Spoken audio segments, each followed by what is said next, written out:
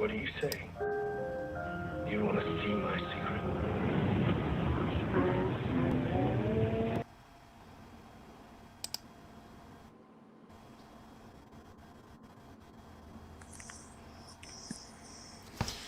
Hello, everyone. We are live and we're with you again for another episode of Abby's Window. No, I am not Joe. This is Jeff. We're actually waiting for Joe to we're waiting for Joe to show up. He had to do some things, so hopefully he's able to join us. But if not, hopefully you guys will be entertained. This evening, I am joined by the one and only Jodie Gilly, our resident Abby. How are you this evening? I'm doing fantastic. How are you doing? I'm okay. I'm okay. I'm excited to hear about this match that you're going to talk about this evening, and I'm not going to get into the way. So, how about you go ahead and break everything down? All right. So, as you guys know, I put a poll out there and you guys voted that you wanted me to watch the 2014 Elimination Chamber 6-man tag team match between the Shield and the Wyatt family. So that is exactly what I went and did. And I have seen this match before, but didn't really pay a whole lot of attention to it. I just thought it was, it was cool the first time I watched it. And then, today I actually went back and watched it and, tried to pick out little details and especially since Jesse told us that Bray's been leaving Easter eggs for a long time. So it was very, very amazing match. So obviously the Shield comes out first, coming from the crowd as they usually do. And then we get the Wyatt family entrance saying that we're here. And, what I really like most about this match is it's the this feeling of that classic good versus evil story.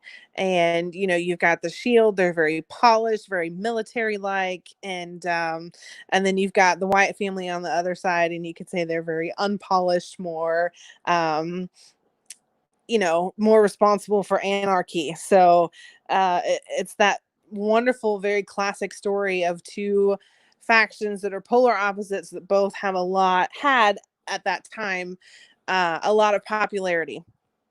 And they'd both been kind of running WWE for a year. That's what the commentary said anyway. Immediately before the match even starts, the crowd's chanting, "This is awesome!" And there's a very, very long stare down, and before the bell even rings, things just kind of go nuts. And there's so much energy in the crowd. There's a lot of back talking, especially between Dean Ambrose and Bray Wyatt, which was fantastic.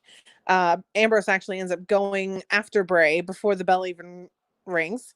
And then the Wyatt family retreats outside the ring. Then they finally ring the bell. Rowan and Seth started off. Bray's first tag comes in, and he starts off going with Seth, and then Roman tags in, and you get this really long stare down between Roman and Bray, and it was absolutely fantastic. It reminded me a lot of the stare down between Cena and the Fiend before WrestleMania. They're just staring each other down. So very, very long face off between the two. The match gets really, really chaotic at times. There's a lot. I feel like the Shield tags a lot more than the Wyatt family does. And pretty much the entire match goes into complete chaos towards the end. And Bray and Dean Ambrose end up going over the barricade and fighting into the crowd. And then Bray comes back without Dean, so God only knows where he went. In the end, it was Roman all alone in the middle of the ring. He basically beats the crap out of all of them. And Bray goes for a Sister Abigail. Roman thwarts it. And Roman goes for a spear, intending to spear Bray, who is the legal person in the ring. and he gets Luke Harper instead. Luke Harper stands in the way, which allows Bray to get a Sister Abigail on Roman and get the pin on Roman. Wyatt family wins.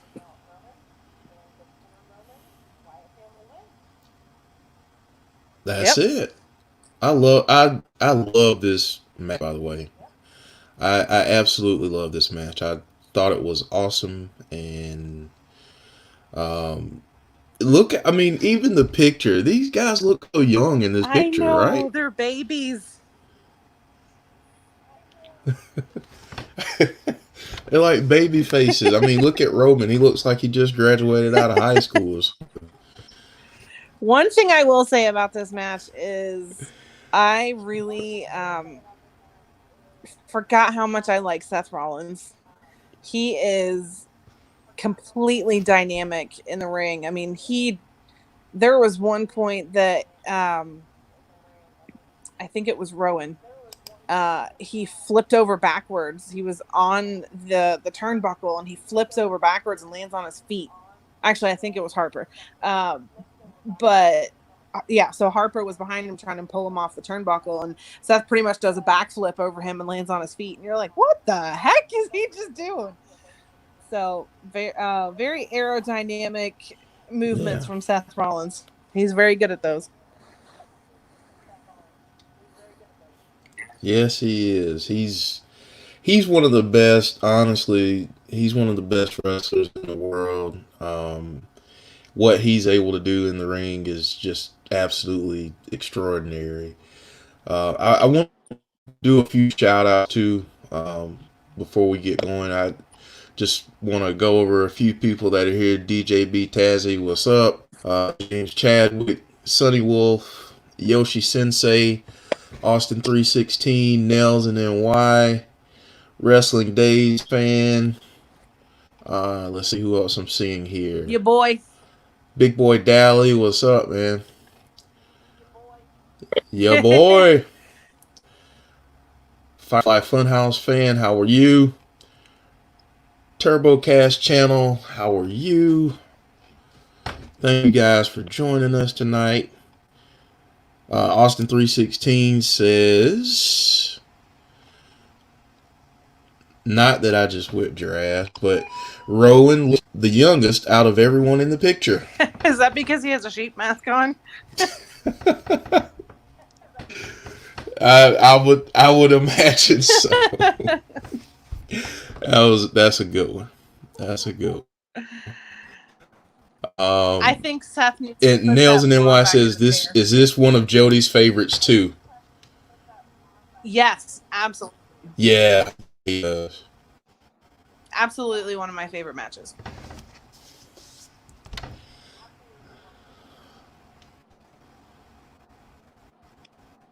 Shout out to Monica King. She just joined us. How are you? So Jodie, in terms of this matchup, obviously this is a while ago, but how do you think this set each of these guys up for future things that they would do in their careers? I think for the Shield, it was very obvious that they were okay on their own. Obviously, Roman was left by himself in the ring, and Dean Ambrose had been taken away by Bray somewhere, and Seth had been, pummeled into a table. So I think that match really showed that they were okay on their own. Whereas I feel like with the Wyatt family, they needed each other. And there was actually a part in that match where Luke could have gone for the pin on Roman and he gave it to Bray. So I feel like that was more of a family move. So maybe the Wyatt family was more of a family and the Shield was more of a mercenaries, I guess. Got you. Hello there. And honestly, this whole thing wouldn't be the Insiders if we didn't have a grand dramatic entrance. So without further ado, we're going to introduce the man, the myth, the legend, Joe. How are you, my friend? Hey, what's going on, guys? Sorry, I am late. I apologize to you all. Had some unforeseen circumstances that I had to take care of, but I'm glad I was able to get back and join you all. So continue with whatever you guys were discussing, and I will join in. I just kind of gave a breakdown of the match, and that was kind of where it was. Well, go right ahead and continue with the breakdown. And shout out to famous KJ Carter. We thank you for joining us. Just saw your message there. Awesome, very cool, very good. So Joe, have you seen this match? I did, yes. It's been a while though, so I'm sure you probably have a clearer knowledge of it than I do currently, because it's been a while since I've seen it. But I do remember it, yes. Yeah, we kind of just went through it all. Obviously, I said that it ended with Bray pinning Roman, which nice little Easter egg, I think, for what's to come. Oh, okay. Well, as we all know, we were talking yesterday about the fact that we did not get Bray Wyatt. So, looks like it's going to be a little bit longer for everybody to wait for Bray's return. But I mean, I guess we can talk a little bit about. Are you all done then with that? Yeah. Okay. Well, you know what? Let's talk a little bit about that then. So. When do we all think that the man is coming back? I mean, I don't know. It looks as if we got nothing, right? We got nothing last night. So, I mean, there were rumors there saying Backlash. Obviously, we got nothing. So the rumors obviously were incorrect. So I don't know. When do we think we see him? I think we were discussing, if you watched our show last night, that we all kind of agreed he probably wouldn't be back now until SummerSlam. And let us know what you guys think. I'm kind of thinking that that's the same that's consensus of opinion with everybody else. But Jodie, I think you were saying that probably SummerSlam. It looks like now. I think we're not going to see Bray. I would be surprised if we saw him leading up to Extreme Rules or at Extreme Rules. I think we're not going to see him until after Extreme Rules, and it'll be starting to build up for SummerSlam.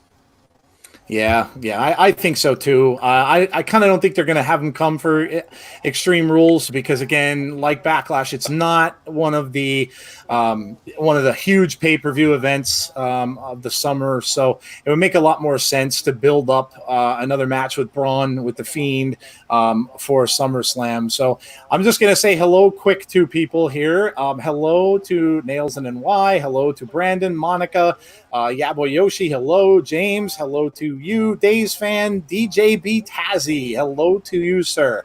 Yes, I do like my entrances. Yes. Hi, Sonny. Hello, Kyle. Welcome. Let's see who else we got here. Big Boy. Hello to you, my friend.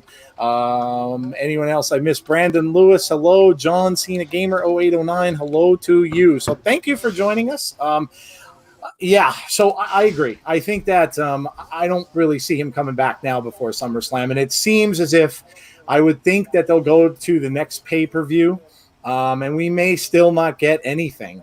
We might not get anything until after that pay-per-view is over on the next SummerSlam, when we might start to see like the vignettes and the Funhouse and stuff like that to lead into to SummerSlam. What do you think on it, Jeff?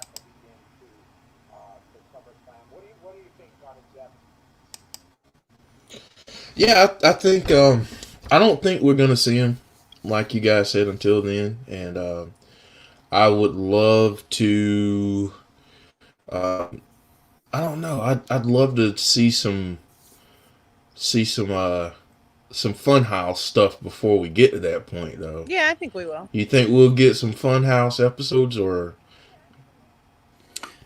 Go ahead, Jodie. I hope so. Yeah, I definitely think we will. So. I really miss the man.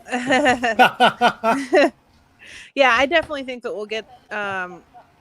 We may get a Fiend attack at Extreme Rules, but definitely, I think the first SmackDown after Extreme Rules will get a Funhouse episode, and it'll start building up for that SummerSlam match, which Yeah, I still think is going to be Braun Strowman versus The Fiend. Yeah, I would agree that would be the case. Yeah, look, there's crying out for some people that have been gone to come back. And supposedly, I mean, we'll see. There's rumors flying today about changes for tonight's Raw taking place. Maybe little hints of something with Christian tonight. But we don't know. And the good thing is that this should be the start of the new creative process, and the new creative team that they've built up should be starting today. So I would think that things are going to change. And one of the things, look, I mean, Bray is super, super popular, and without the popular guys out there, it does kind of, look, things can get a little lackluster when somebody of his popularity is not around. And now, Bray's gone. Look, guys like Roman Reigns has been gone for a while now. So yeah, some of the bigger names just aren't around. And when that happens, it's just sometimes not as interesting to watch because these people that really attract people to watch the shows aren't there. I agree. I think that we'll see build up starting after Extreme Rules, and whatever they'll build up to this with. Now we don't know what's Braun going to do. I'm going to guess they'll kind of continue with the feuds with Miz and Morrison in some way. Well, he's going to fix his windshield first. Braun is going to fix his poor car. Yes, that poor car. It's been through a lot, and rest in peace to that car's windshield because it's just just a little crazy, a little ridiculous. Maybe they'll bust it out again on Friday. We'll see. But yeah, just kind of crazy what they're doing to that poor thing all the time. Look, again, it's hard when you have a guy that you really love and they're just not around for a long time. It's tough to see, but yeah, I think he'll come back. I think there'll be a big build up to this Braun thing at SummerSlam, and obviously we'll see a lot of vignettes and things going on for that. So yeah, man, absolutely. Well, listen, guys, I know we're doing a shorter show today. We're not going to stick around for too long, but start giving us some questions. If there's anything you want to hear, whether that be about Jodie's the match that she talked about with the Shield and the Wyatt family. If you have any questions on that, any questions at all on anything Bray related, obviously, send them out in the chat, and we'll chat for a little bit until we're done with the show. If there is any asked who my favorite wrestler is with Bray being gone. I'm gonna have to go with Asuka. I mean, unless she's asking for another dude. And then I'm gonna go with Seth Rollins. Seth's been doing a good job with that. Yeah. Seth's been doing a really good job with that. I like that character. Austin 316 says SmackDown isn't the same without Bray and Roman. Yeah, I know. That's tough shoes to fill. It really is. It really is. We do really, really miss him. Yes. Absolutely. Nail says, when the lights went off last night for the Howard Finkel spot, I shouted Fiend. Oh man. It's tough. It really is. When we have a show devoted to a certain character and that character has been gone for a little while, it makes it a little difficult sometimes, but we'll get through. The other thing too, guys, is obviously anything that you guys would like to hear about on the show, whether that be a match. I know Jodie threw out a poll last week. We can do that again, going forward. And anything that you guys would like to discuss on Abby's Window, please DM Jodie on Twitter or let us know at the Insiders, and we would be glad to take some advice from you guys and talk about some other stuff as well on the show. So Nail says, also asked, what Bray match these days do you think would get a "This is awesome" chant before it even starts? That's a good question. Wow. Definitely. Well, I think definitely a match between Bray and Roman would get that. A match between Bray and Randy Orton would get that. I think a match between Bray and Undertaker would get that. Previous matches that should have gotten that, I think the match that he had with Dean O'Brien, the strap match, that's still going to be my all-time favorite Fiend match so far. Yeah. Sunny Wolf has Fiendy with a crying emoji. Yes. Jason Peace, shout out to you, man. It's been a long time. I haven't seen you. Hope you're doing well. Let's see.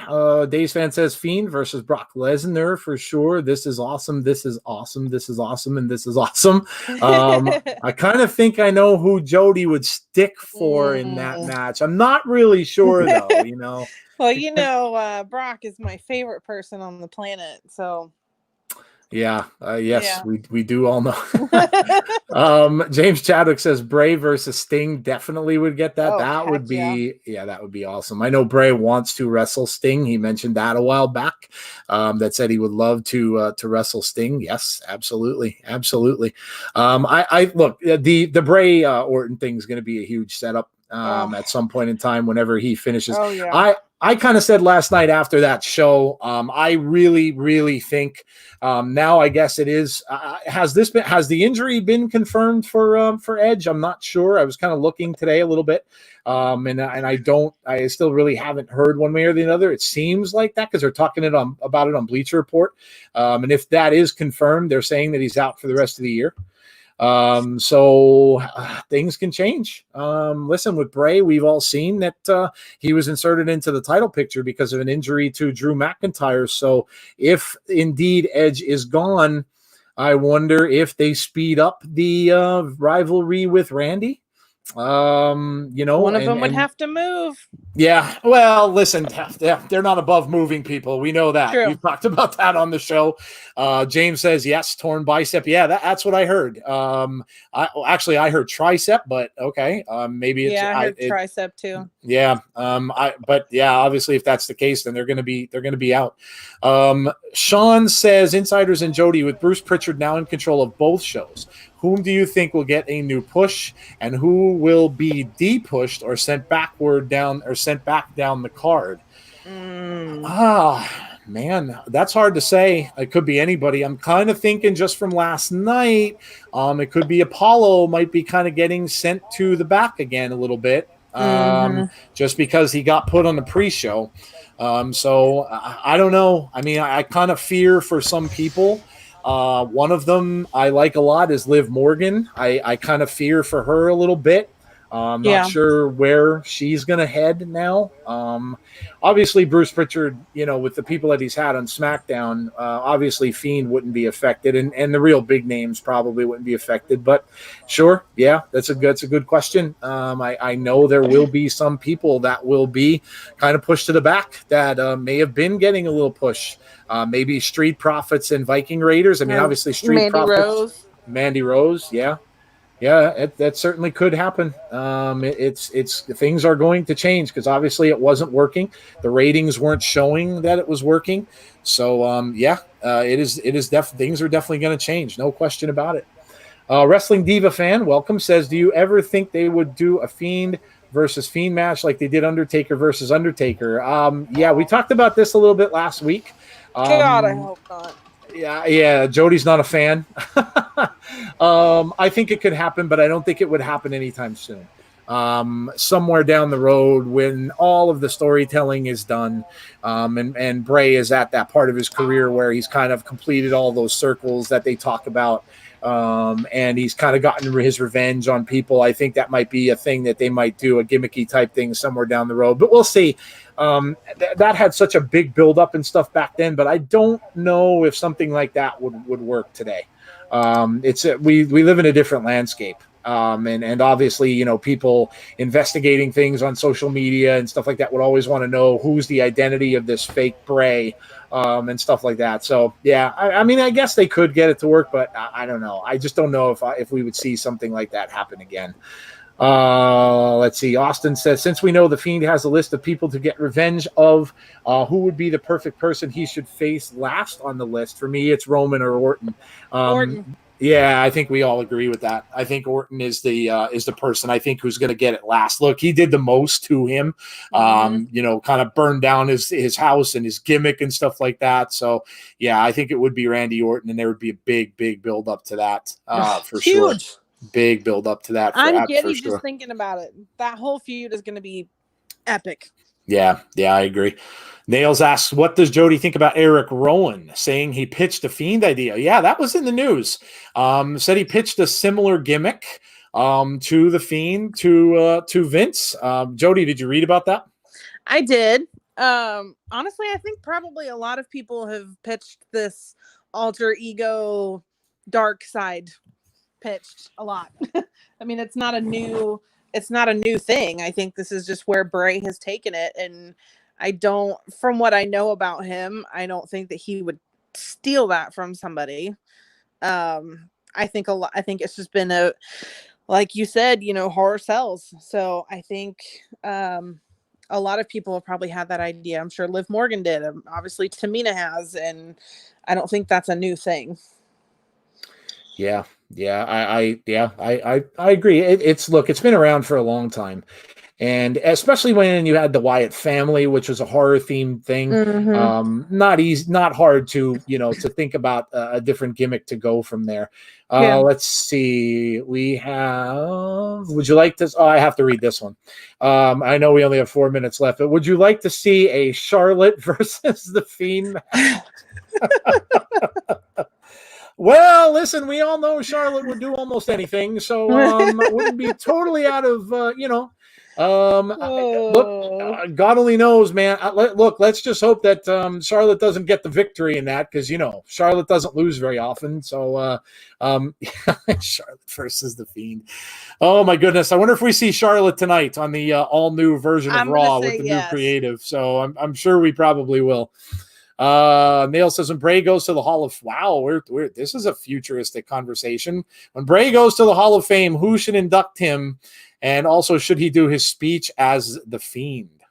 That's interesting. Well, the Fiend doesn't talk, so correct. Yep. Now, probably wouldn't be the Fiend to induct him, but no. But I would seeing Funhouse Bray do an acceptance speech would be pretty damn funny. That would be funny. Yes, that would be good. As separate things, kind of have Bray do the induction. Yeah, I would. In real life, I would kind of think his brother, possibly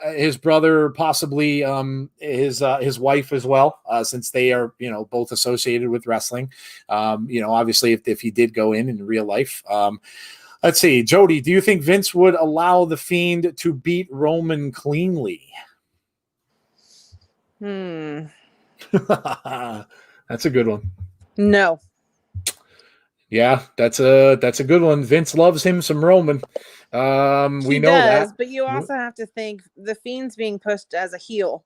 So you can expect him not to win clean. Right. Yep. Good question, though. Good question. Austin says, I want to see the storyline between Fiend and Orton so bad. Should be really good. Yes, absolutely. Yes. Sean says, does anyone really want to see Charlotte challenge for a male title? I personally do not think the Impact Tessa Blanchard World Heavyweight title had momentum until the COVID mess. Yeah, I don't know. You know what? If any female athlete out there in WWE has that planned for them, it certainly would be Charlotte. I really think so. Days fan, Fiend versus I can't even say that. No. Fiend versus what? No. Is that Oldberg? Am I spelling that right? Botchberg. Yeah, no, that's okay. I'm good with Goldberg. I think Goldberg's about had it. I look, I was watching the. If anyone didn't watch the latest episode of the Last Ride, to go and watch it. Very, very good. And I was watching that thing with the whole Goldberg match. Oh boy, just bad. I mean, Undertaker sat in that ring fuming after that match was over. Now, granted, I know Goldberg got concussed and whacked his head off of the ring post, but not good. And he really could have hurt the Undertaker in that match as well. So that's kind of why we were all talking about, let's just please hope he doesn't hurt Bray in their match, because I think Goldberg is really done, and I think he should stay away from wrestling. Monica says, do you think we will see Alistair and the Fiend? That would be an interesting match. It would be a great match, but they don't have any beef. Right. They don't have anything going on now. And again, something really cool to see. I would assume if they ever get paired up in a show somewhere down the line, once the storyline stuff is over, certainly it would be very, very cool. Very, very cool to see that. Sunny Wolf says dumpster fire Trashberg. Yes. Jill him or Billy. Big Boy says if we get the Hell in a Cell pay-per-view besides Seth, who would be a good opponent for Bray? Well, listen, if it's Hell in a Cell, yeah, look, if Roman's coming back, it's looking, be Roman. Yeah, especially if Bray has the title at that point. I would think Hell in a Cell is probably going to be Bray and Roman Reigns. At least that's the way it looks right now. Yawboy says Taker was super pissed. Yes, he was. You could see that on his face when he was sitting in the ring. So, yeah, absolutely. Well, listen, guys, we don't want to stick around that much longer because we know Days has his stream coming up as well in a few minutes. Trini says, Black Lives Matter says, always wonder how the Fiend would react to one of his opponents damaging one of the puppets and why no one has targeted them yet, or is that thought crazy? I don't think it's crazy, but I think that the puppets are in the Fiend's mind. I think they're in Bray's mind, so I don't think anyone else sees them. Now, I know, early on when the Funhouse thing started, we saw them in the hallway kind of stalking people, but I still kind of think that was with that whole gimmick where they were all in his mind. I don't think anyone else sees the puppets there. Even when Seth got into the Funhouse, which we all know was stupid, and was back there, I don't think he saw the puppets in there at all. So I don't know though, because if you think about when that WrestleMania match, Cena clearly acknowledges Ramblin' Rabbit, and true, he did. When they did that interview with the Muscle Man on the bump, they were talking to Ramblin' Rabbit. So maybe Ramblin' is the only one that's real because it portrays the media. Yeah, that could be. But all of the other ones are not real. They're in Bray's brain. Jesse Callan just joined us. Hello, Jesse. Better late than never. Austin says, which would hurt the Fiend more? Or what hurt the Fiend more? Seth at Hell in a Cell or Goldberg at Crown Jewel? I don't think anything. Yeah. I mean, Goldberg probably did. Yeah. The Seth at Hell in a Cell thing, I think, was just a big mistake and botch altogether. I think everybody kind of put that out of their minds. The Goldberg loss, if anything, hurt him. But look, listen, I don't think either one did. I really think that he moved on, and I think everybody else kind of moved on. And yeah, I don't really think either one of them hurt him. Or I mean, look at the merch, look at the sales. Look at again how popular. Look, we're doing a show about the guy, and he's not even around. So I don't think it hurt him too much. I think that made Goldberg look worse. I think in certain ways than it did for Bray. So. Listen, guys, again, thank you so much for joining us. Sorry about the shortened show. Like I said, I had some unforeseen things I had to take care of. Thank you for Jodie and Jeff starting the show and getting things rolling. Really appreciate that. So listen, please get out there. Jodie, you going to pull up another poll for the guys maybe for next week? Sure. Why not? Do that. Right? If you guys want to spam me with your ideas on what matches you'd like to see. There you go. Or anything Bray related that you want to see. And the first 3 that get more than one suggestion will go in the poll. Awesome. There you go. So Jodie's going to put a poll up out there for you guys, and we'll get another thing going about another match that's going on. Yeah, Sonny, everything's cool. I appreciate the thoughts. Yeah, we'll do another poll for you guys. And listen, for fans of the show, we got a couple things coming up tomorrow night.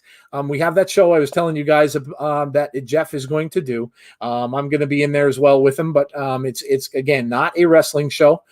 So please don't tune in if you're tuning in for wrestling. This one's going to be about some current events and current things going on from Jeff's perspective. If you'd like to join us and listen, you're more than welcome to do that. But it is, like I said, it is not a wrestling show. So this one's going to be a little bit personal and coming from Jeff's heart. So tune in for that tomorrow night. We also have a big Wednesday So Wednesday we have on at 6 o'clock. We're kind of reversing times a little bit, and you can blame that on me and having a retail job. But we're going to have the Robert Stinson interview. He is a mega fan of the NWA.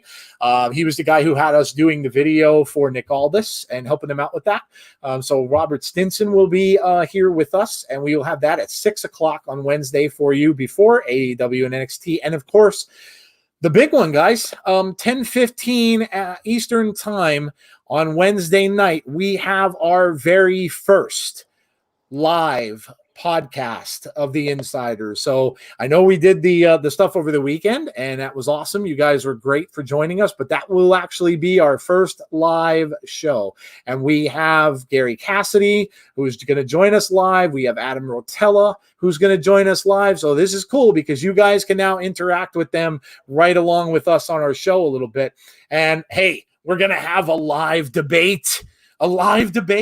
So Joe can get crazy, and Joe hopes he gets a buzzer by then. So because, I know Jeff said he's working on getting me a buzzer. So I'm looking forward to that as well. That's going to be fun. As always, give us your thoughts. Give us your ideas. I know you guys love that debate thing. So send them into DMs to us, and we'll see what we can do for Wednesday. So listen, for Jeff and myself, I'm going to have our Abby, Jess, oh my God, still all these J names in my head. Jodie, take us out of here, and we'll talk to you guys very soon. Oh, I don't even know how to follow that up. Thank you guys for coming. We will be back on Abby's Window, same time. Well, earlier next week. Well, maybe we'll get a full show. Yes. 6 o'clock on Monday. You guys are fantastic, and enjoy Raw. Hopefully we get a little bit of redemption from that pay-per-view last night. There you go. Sunny Wolf says, and I think I might have to be in that debate now. Hashtag get Joe a buzzer. Oh man, I'm telling you, buzzers suck, especially cell phone buzzers. Anyway, guys, thank you very much for joining us, and I hope you guys all have a great rest of your Monday. Enjoy Raw. I think it's going to be exciting to see some new things going on, and yes, so that should be a good show. So enjoy that. We all know the post pay-per-view stuff gets a little bit better. I will talk to you all very soon, guys. Take care, everyone, and have a great rest of your night.